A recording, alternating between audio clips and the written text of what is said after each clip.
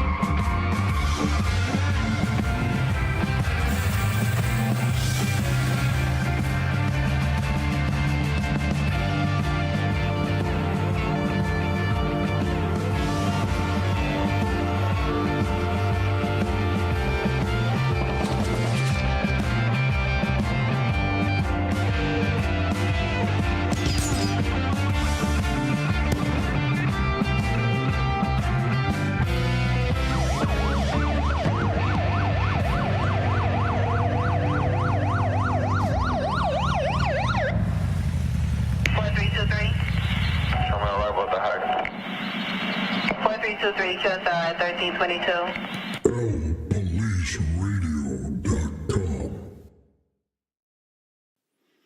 MCIC, episode number 28. And like always, we've got a lot to talk about. But today, like I said in the intro, we're looking at these groups. And we're going to ask one fundamental question. Why would I want to look like a bad guy? So that's interesting, and we're going to look at that. Got a lot of issues happening, of course, on the news. The news is always full of all kinds of adventures. But we're primarily going to concentrate a little bit on this story in the news, too. So we're going to backtrack on some old news that did come out in the media. And we're going to read that article, and we're going to talk about it. The article actually came out in 2015. And we're going to see, have there been any changes? How long has this phenomenon been going on with motorcycling and police officers, correctional officers, federal agents, what have you? Why are they resembling MC one percenters? Now, where did the term one percenters come from? Well, that came from the American Motorcycles Association back in, I think, in 1948, where it said that the outlaws were ruly motorcycle riders. They were only 1% troublemakers. The other 99% were law-abiding citizens. I kind of disagree on that 1% issue today. I think it's grown. I don't think it's 1% anymore. I kind of even feel it's a lot larger than that 1%. But the issue is, why is law enforcement looking like that? I mean, I don't know if you ever ran into that, seen that, but it looks a little disturbing to me. So we're going to discuss that and some other issues. Of course, we'll have the training trip, 09 training tip. And we definitely will always have the conversation on this program as well. Always full of information here. What are we doing? Well, on LPolice Radio, what we do is we build libraries of content, stuff that you can relate back to, you can look at, you can obtain some type of knowledge of information. You should grow on it every day. And what we're here for is to help you grow. Give you that content. So LPoliceRadio.com, that's our address. You can look us up. You can scroll down to the bottom, the social icons will pop up, Twitter, Facebook, all that good stuff out there. And you can connect to us and be a part of this crew. Why would you want to do that? Well, there's so many subjects we're touching here. This is not just a one-based podcast show. This has an array of shows, subject matters on law enforcement, affecting law enforcement. Especially, one of the things that we do here the most is we alert you to the number one danger in law enforcement circles today, and that is politics and how its ugly head has twined and entered law enforcement circles into a department near you. But now hear the news.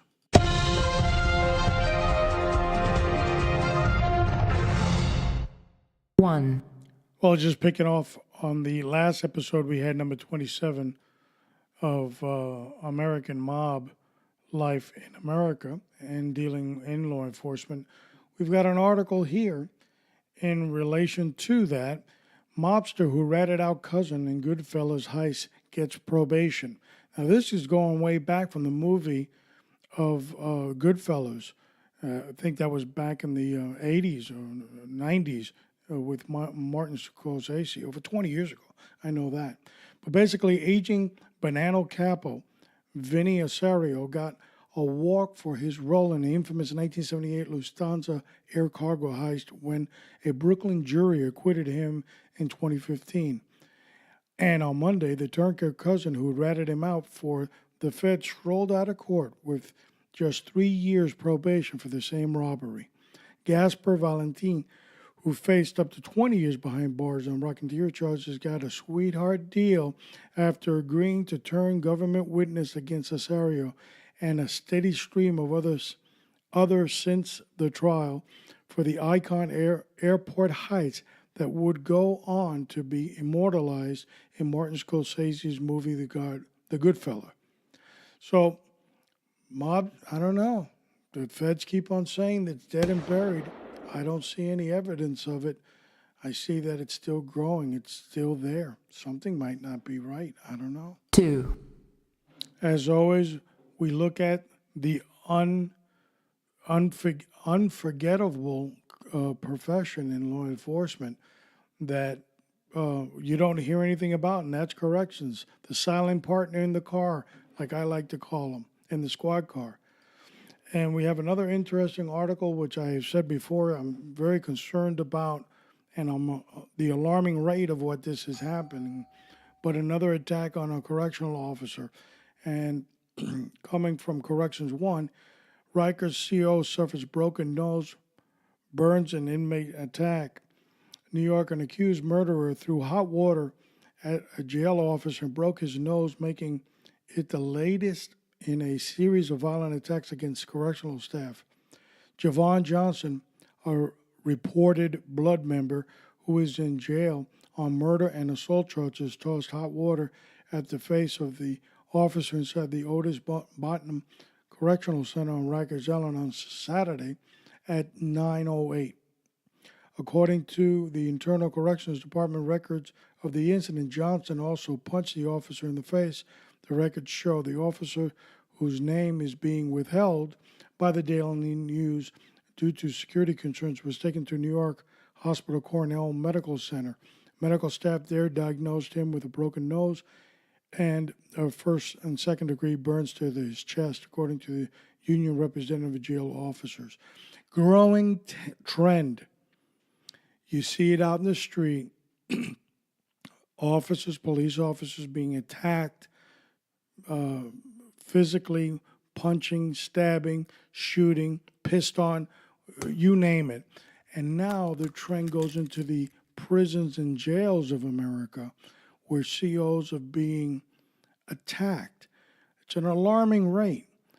If your agency has still not alerted you of this, there's something wrong.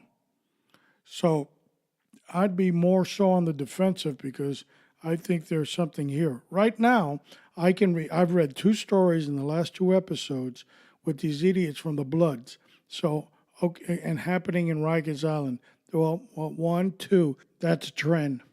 3, And our last news article for the day, and surprisingly enough, we didn't have Mayor Big Bird. Didn't come out on this one. Well, I wonder what happened. Must be on vacation or something. But he's always getting in trouble. Our last article here,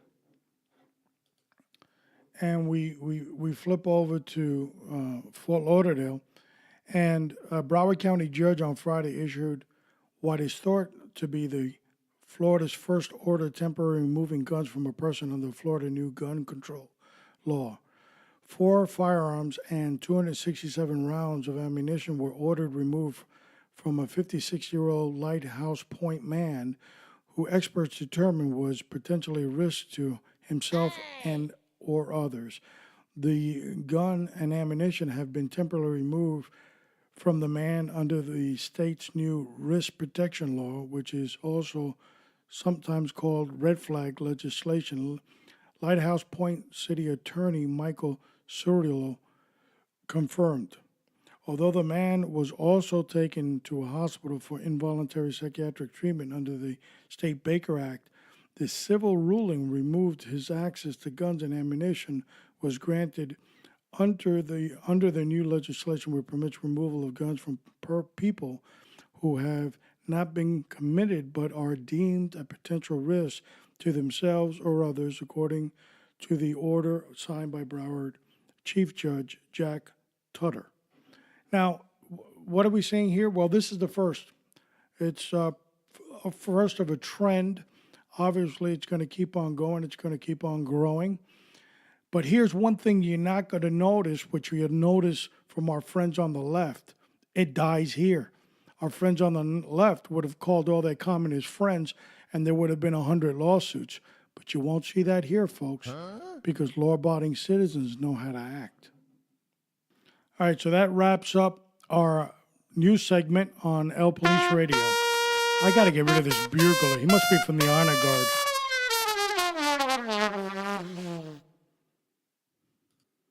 MCIC, an alarming rate,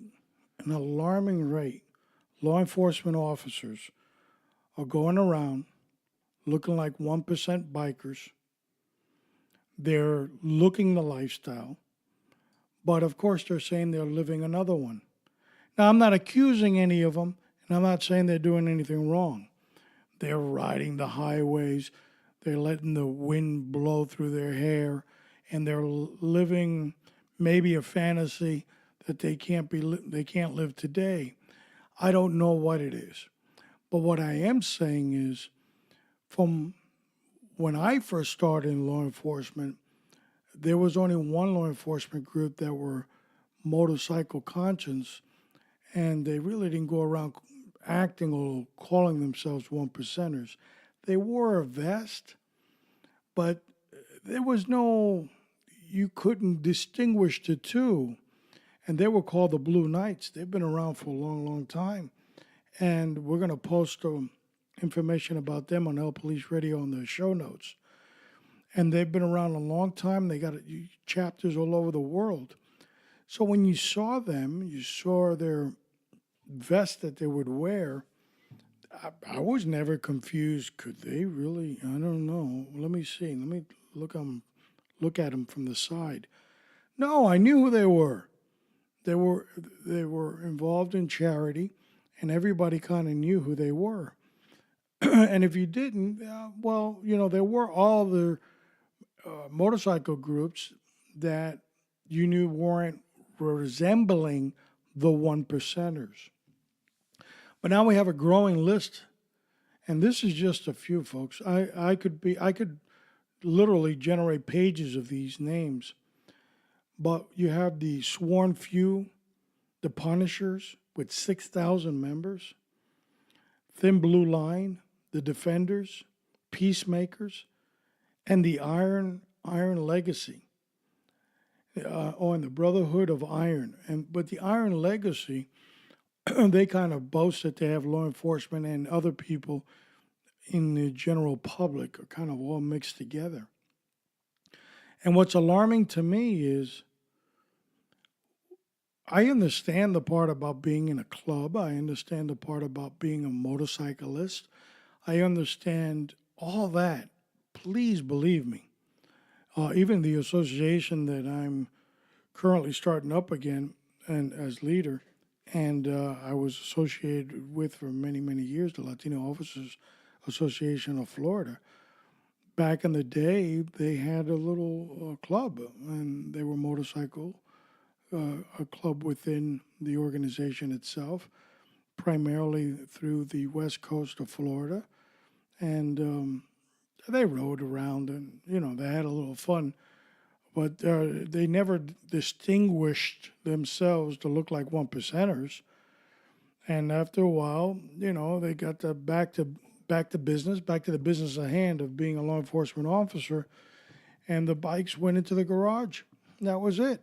They grew over it. But the growing trend has been getting bigger, bigger, worse and worse. I've read you just a little tidbit of these groups and how many are out there, and there's a lot more than what I'm discussing. I want to mix it up with disgusted. And the question is why? The question is, do law enforcement agencies have policies against this? Should they have policies against this? If you haven't done anything wrong, then why create a policy? Are they doing anything wrong? So let's start off with that general question. Well, primarily, no, they're not. They resemble a group of troublemakers. Well, I could resemble a troublemaker if I went to the supermarket, looking a little rough around the collar, but it's not breaking any laws looking like that. But the issue is, why are they looking like that? What is the objective? Could they be confused by real outlaw motorcycle groups as a territorial threat? Now, there have been incidents between law-abiding, we'll say, MC clubs with law enforcement officers, part of their group, and these other clubs. Now, here's one article that I found. I did locate some others, and but then there was a subscription problem, and if I post it on LPoliceRadio.com, if you're not a subscriber, you couldn't get on there. So we'll stick to this one. And this is coming from CBS News, and it's dated June 7th, 2015. Police club and biker gangs, blurry lines drawing concerns. Concord, New Hampshire, police officers and outlaw biker gangs often stand on common ground. Both attract the young and adventurous who value order, discipline, and brotherhood. And on weekends, tens of thousands of cops routinely trade their cruiser and badges for choppers and club colors. The bond doesn't mean a free pass for criminal motorcycle gangs, but even some within law enforcement worry too many officers believe bikers are just misunderstood Robin Hoods. Now, the story goes on, and it goes a little bit on a tangent about officers, the kick the cop in the shins type of routine. And it talks about one percenters and who these clubs are and how the FBI and the alcohol, tobacco, and firearms have labeled them criminal enterprises. And then it goes back to these police groups and their chiefs and certain chiefs of police, how they're a little disturbed about officers in their rank and file might be a part of something that resembles a 1% club. But there was an interview, at the end of this interview, there's a section or a paragraph with Dobbins, and he was an undercover ATF agent who infiltrated a 1% motorcycle outlaw motorcycle gang. And we'll post his book on LPoliceRadio.com. And I'll actually post my interview I did with him. Gosh, I can't remember, but it was like 2000 something ago.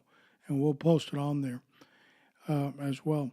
But he says in the article that when he was undercover, a lot of cop groups would come around these 1% clubs looking to befriend them. And of course, the bikers would have nothing to do with them because they were cops. And at the end of his paragraph or the interview, he basically says these cop groups just don't get it. That's my point. What are they missing? Or what am I missing that they're doing wrong? Now, from the get-go, this thing has troubled me. And let me talk to you a little bit about 1% groups. And they've been around for many, many years. Obviously, we know that, 30s, 40s, up until now. But what they were back in the day, 40s, 50s, and so forth, compared to what they are today, are two different things. What they're dealing in today is substances that are a little mind-boggling. So for anybody to even consider doing that would be alarming, or resembling that, better said, excuse me for that. And these groups now are into methamphetamines.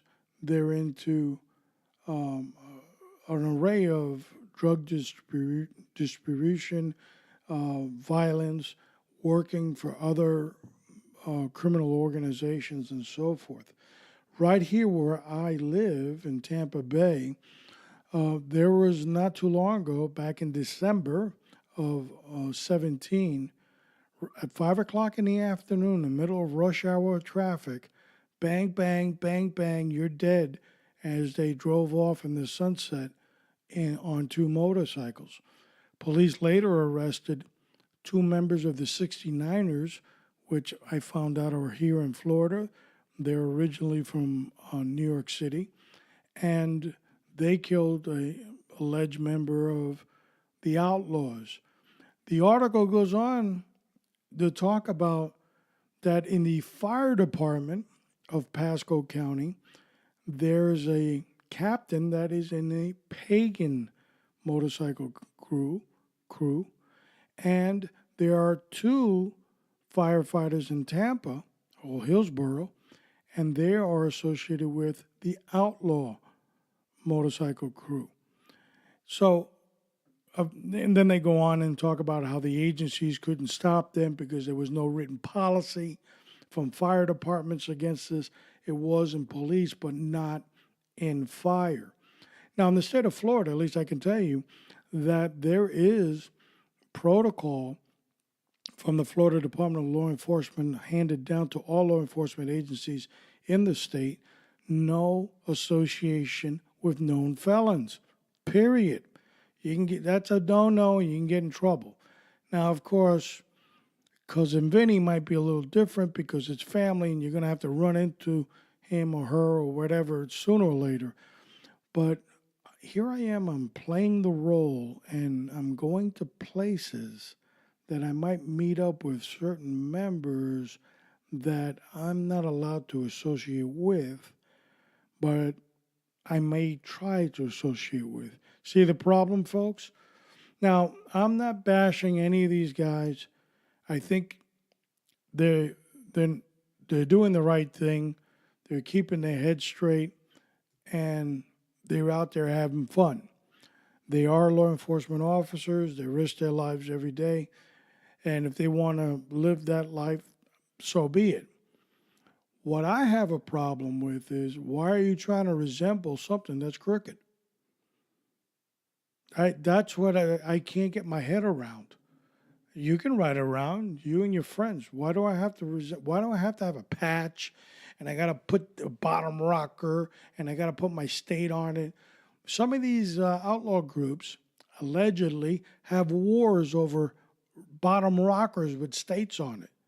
And now I'm riding around with my little colors and my thing, and I might piss off some crackhead in one of these groups that wants to take a shot at me. That's alarming to me. And this subject needs a close examination from law enforcement agencies around the country.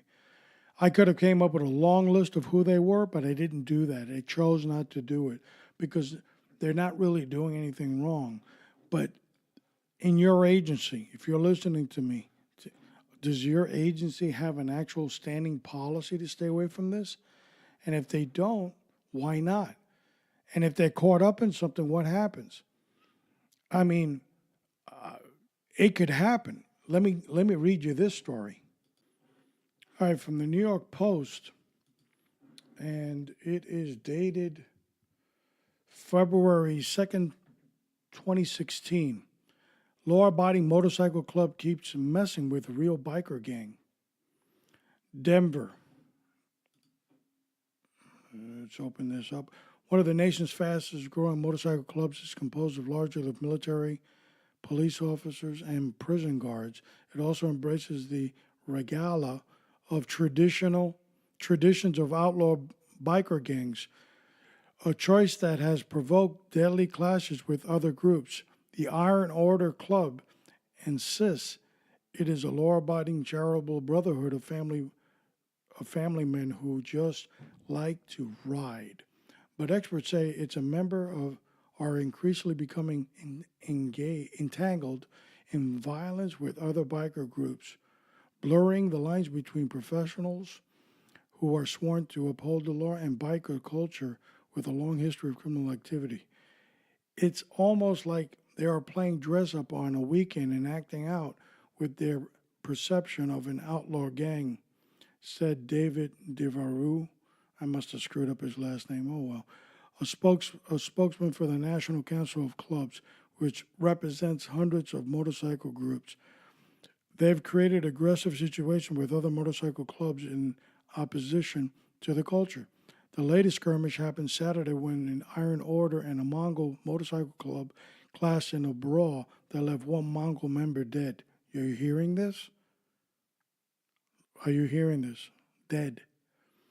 Two groups blame each other for the inciting of violence of the Colorado Motorcycle Expo. So here you have this one group that the article talks about, the Iron Order, and supposedly it's an ongoing thing with this group and with the real outlaws, or the real bad guys, or the one percenters, or whatever you want to call them. And there's a whole list of them. And police intelligence have known who they are for many, many years as well. So they're no secret to law enforcement. But the question still remains, why? Why? And is this being upheld by the higher brass? So we need to keep our eye on this, folks. I think this is going to keep on going. I don't think it's going to stop anytime soon. And I think we need to pay attention to what's occurring out there with these groups. If you're a part of these groups, just keep an eye out that it might get worse. Is it worth your career? I don't think so. But that's just my little humble opinion. So now, folks, it's time for the 09 training tip.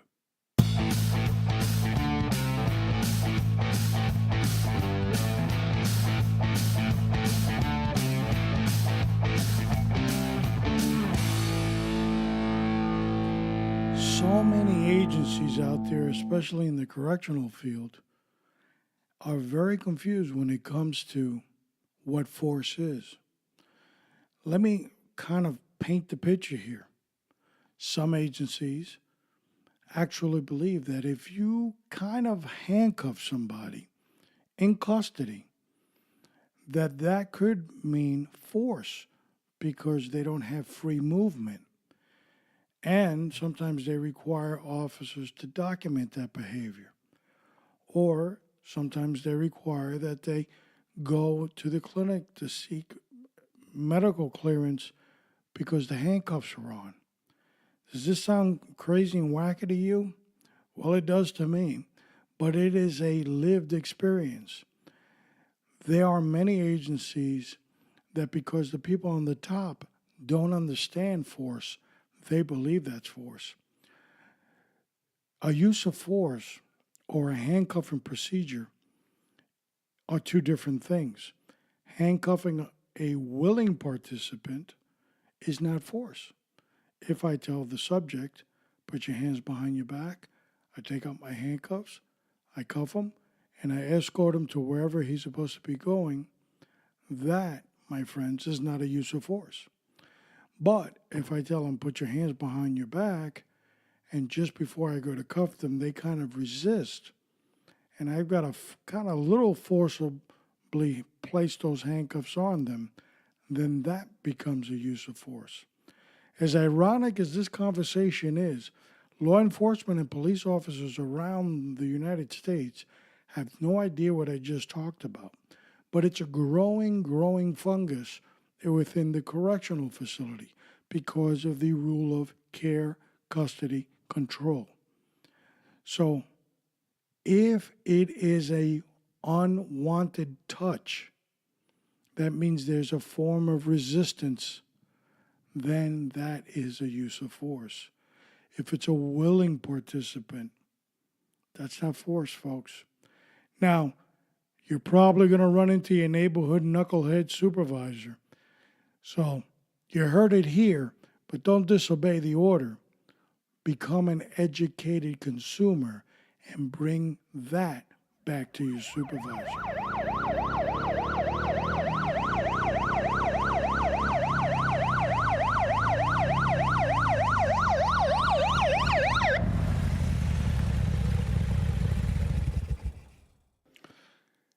We always have challenges in life, and sometimes we don't expect the challenge that we're about to get. But it's in front of us. How do I deal with it? Well, you can deal with it with your own intelligence, your own aptitude, your own skill. But I don't know if that's going to do you a bit of good. Because what is the adversity? The adversity could be a sickness. What are you going to do, beat up the sickness? The adversity could be a loved one that's gone. How do you deal with that? So when we deal with these things, you've got to, as we've always said in all our episodes, you train up, but you forget to train up in the spiritual world. I know somebody that's ready and willing to guide you, to back you up, to have your six all the way through this journey. And his name is Jesus Christ. He's never failed. He's the same that he was before. He's the same today, and he'll be the same in the future. His love and his understanding is unsurmountable. We can't even begin to think about it. But all you have to do to have that relationship with this God called Jesus is simply reach out to him. How? Simply say, I'm a sinner. I've done things that I shouldn't. Confess what they are, not to another man, but to Jesus himself. He doesn't necessarily listen to your words, but he feels your heart. And if your heart is right, you've been forgiven. And now he's ready to take that journey with you. Here's a verse I want to read to you. He is despised and rejected by men, a man of sorrow and acquainted with grief. And we hid, as it were, our faces from him. He was despised, and we did not esteem him.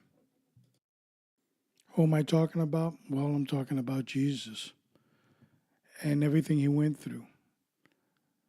Now, let's reverse that role. Let's take him out as the living God, and let's place you in that role.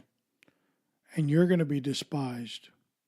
sorrowed, have grief, spit on, cursed at, lied upon, and at the end, they kill you slowly. Well, I know one thing that does that to you on an everyday, and that's sin. It's killing you slowly. It's convicting you of all kinds of things that you have forgiveness for. But all you have to do is reach out to that one and only God, Jesus, and He will have your six forevermore. How do I know? Because I lived it and I'm living it. Oh, it's not easy on this side either. The road here is narrow and difficult.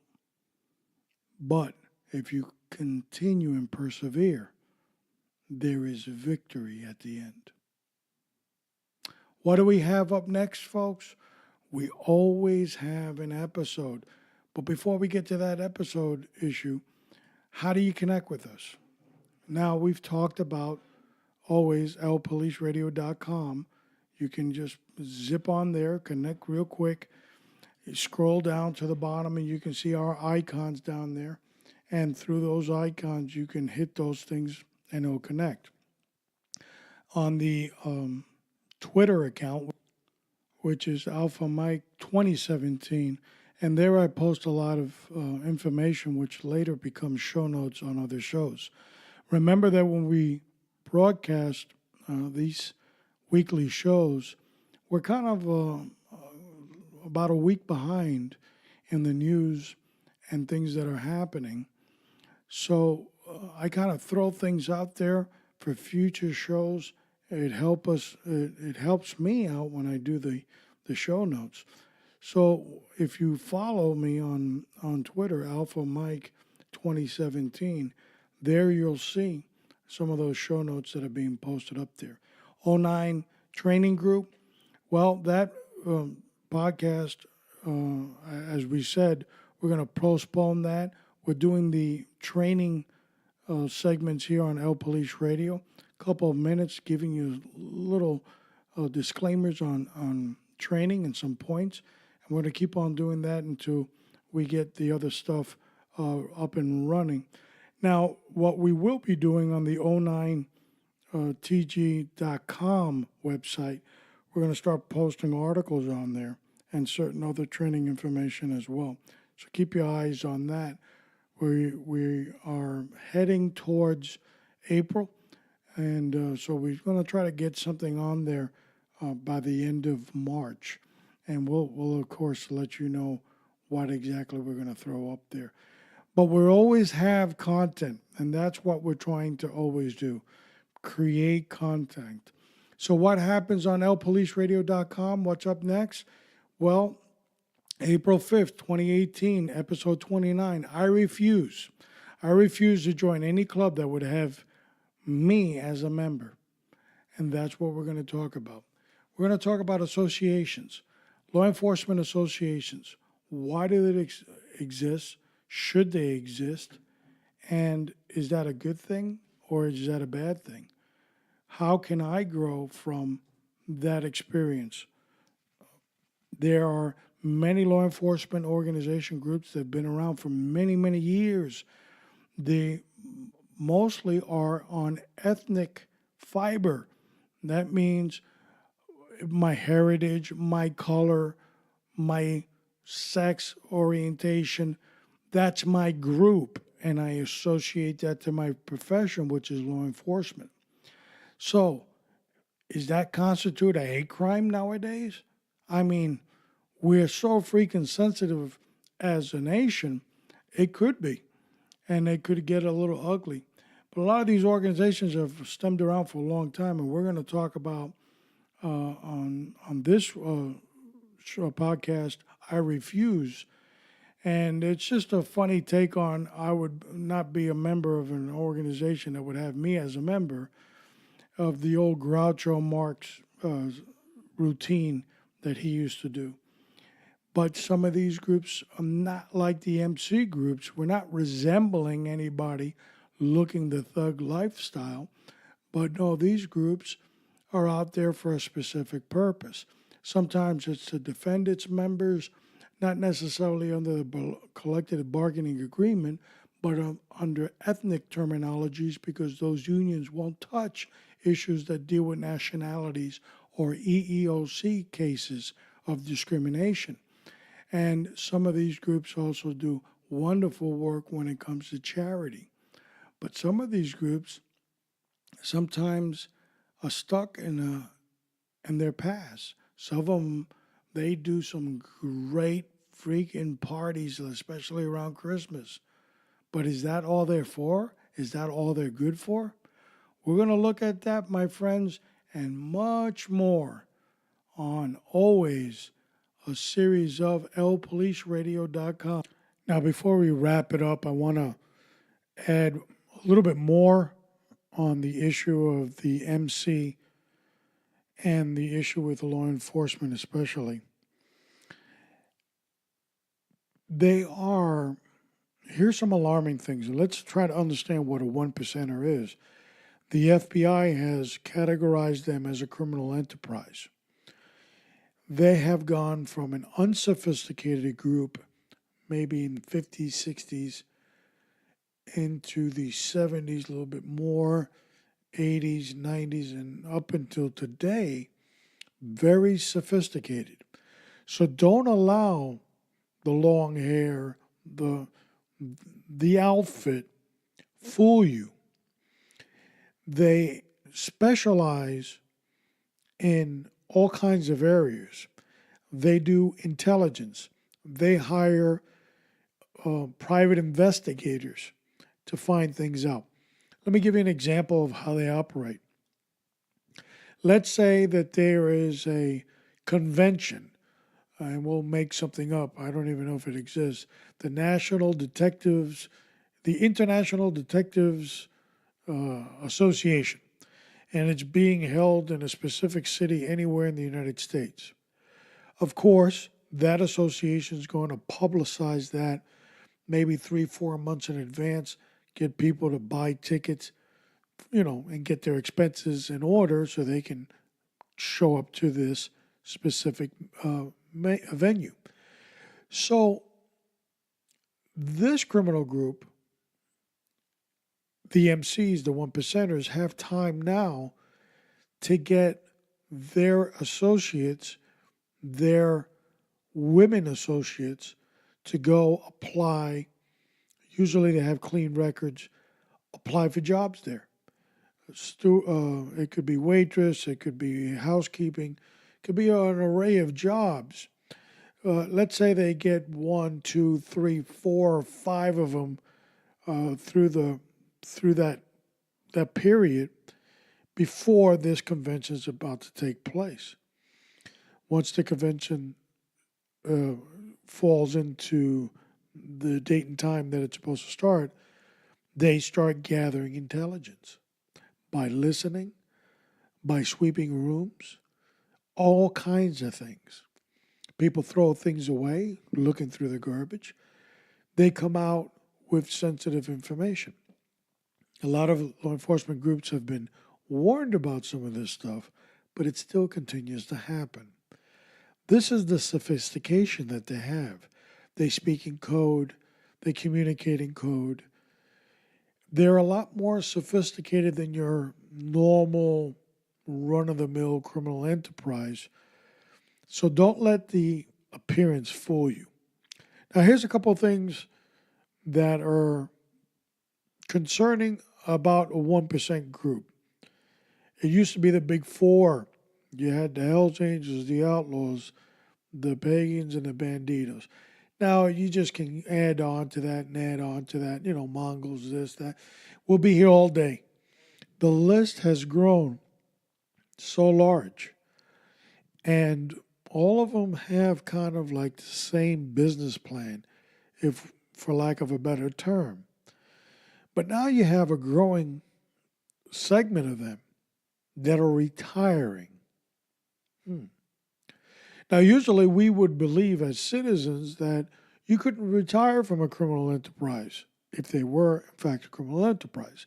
Now, what they have done is they have deliberated in court very successfully, especially the Hells Angels, where they have told their side of the story and they've won in federal court that the club is a legitimate club, but the club has certain people in the club that are criminals, but not everybody is a criminal.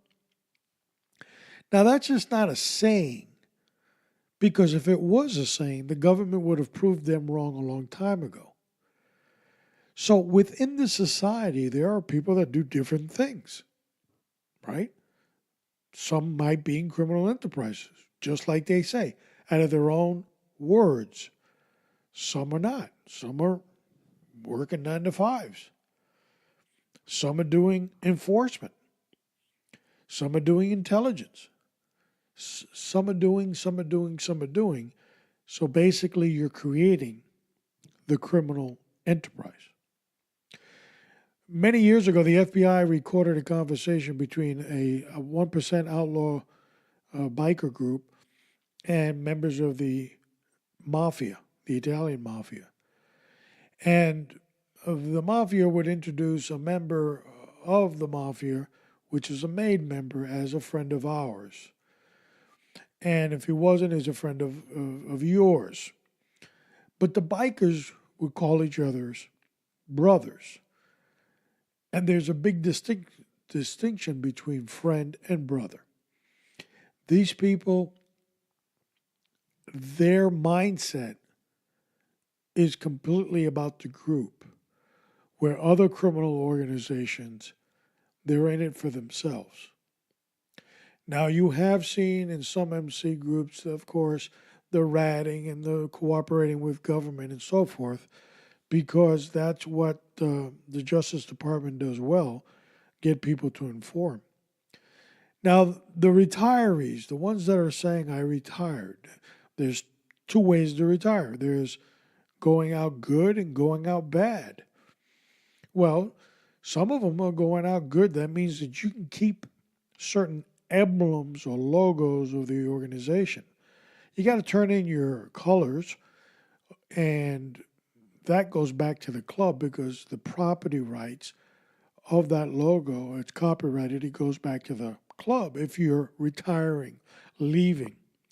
But tattoos and other things, and certain certain things that you've acquired while becoming a member of that club, you can retain it if you go out good. That's a basic vote that says that your retirement has been recognized. Some go out bad for whatever reason, and they're told to remove all tattoos. Any logos have to be returned, and they disassociate any recognition of that individual being part of the club or anything that they've done in the club. Now, let's concentrate on this a little bit more. Either it's legitimate, and it is, these guys are really retiring and they're really moving on, but why? Because you have to give appearances that this is a normal club. If everybody that wants to leave the club goes out in a body bag, this isn't a normal club, folks. So obviously they've been lawyered up. You come up with these ideas through attorneys, through lawyers. Here's another thing about 1% Club that you're seeing a lot of lately. In their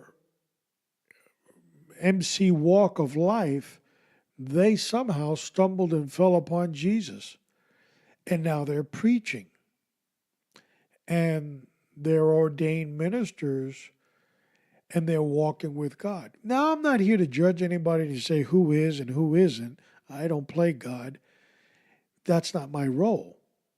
I bless all of them. But that situation is between them and God. But some of them don't leave the lifestyle.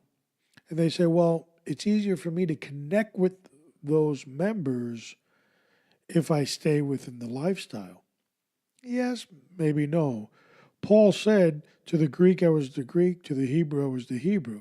So yes, there is a blending type of phenomena that happens, but that's in your sermon, not in your walk of life. Your walk of life is moved by the experience of the Holy Spirit. And light can have no association with darkness. So I'm not here to judge, but I'm saying that's something else. What does that show authorities and the general public? We're just a normal group of people. And that's happening a lot too. So many are leaving the lifestyle. They're walking away from it. And as we said, there's good and there's bad, which is, I guess, gives that normal appearance. But you're seeing more and more of it. You didn't see it before. Now, my personal belief, these criminal organizations, these MC groups, have an array of members, not all the members, just as they say, are criminals, not all of them. Everybody has a role. Some, that role is within the law. Some, that role is outside the law. They've created their way of life to provide for the entity, which is the club. For right now, they've got the United States government on its heels trying to figure this one out with RICO statutes, where they've applied it to other criminal organizations like the Italian Mafia. They can't really make it stick on these clubs. They've taken away their jackets or their colors and their logos, which are copyrighted, and the government has had to turn them back into the clubs. The clubs have sued because they're copyrighted. They're walking within corporate America's laws and business principles. They've been lawyered up to continue existing. So now when law enforcement tries to chum up to that enterprise, as J. Dobbins said, cops just don't get it. But eventually, cops will get it. And that's the scary notion. Why do cops want to become a one percenter? I don't have an answer to that. I believe in their right to ride motorcycles, be free, remove that stress from their lives. What I kind of disagree, my own personal opinion, is they got to look like a one percenter in order to get it done. You don't. As I stated in the beginning of this episode, the Blue Knights existed for many, many years, and they still do. Nobody ever confused them with being an MC group. But some of these new Leo groups that are toting the MC, they're confusing the hell out of a lot of people. I'm going to post on LPoliceRadio.com a conversation between a regular person, actually two regular individuals in California. And they're getting gas or something in some dirt road area, and they run into 4 Hells Angels. And one of them has curiosity, so he steps up to them and says, "Can I ask you guys a question?" And they were cordial, and they wanted to know about the little logo on their jacket versus their own jacket, which said MC. And the explanation from the Hells Angels was that of the one percenter. And he went back and where to look it up and understand what you're doing. I kind of understood he was educating the citizen, because what he was basically saying is, this is our world. We wrote the rules. We know the rules. And I'm going to post that because it's going to give you a little bit better understanding of what a one percenter is. Folks, if you're in law enforcement or you're considering law enforcement, ride your motorcycle, enjoy your time, do everything you want to do. If you want to hang out with a club, hang out with a club. There's a lot of good clubs. But the one percenter, look, eventually you're going to run into 1 or 2 people that are going to mistake who you are. It could be a good guy, or he could be a bad guy. But what I could tell you is that misunderstanding can cost you a lot. It's been my pleasure to be your host on El Police Radio. Don't forget, episode number 29 up, and we're going into April. April 5th, episode number 29, I Refuse. And in the meantime, be safe, looking up, fired up, and knowing that there's hope for tomorrow. See you soon.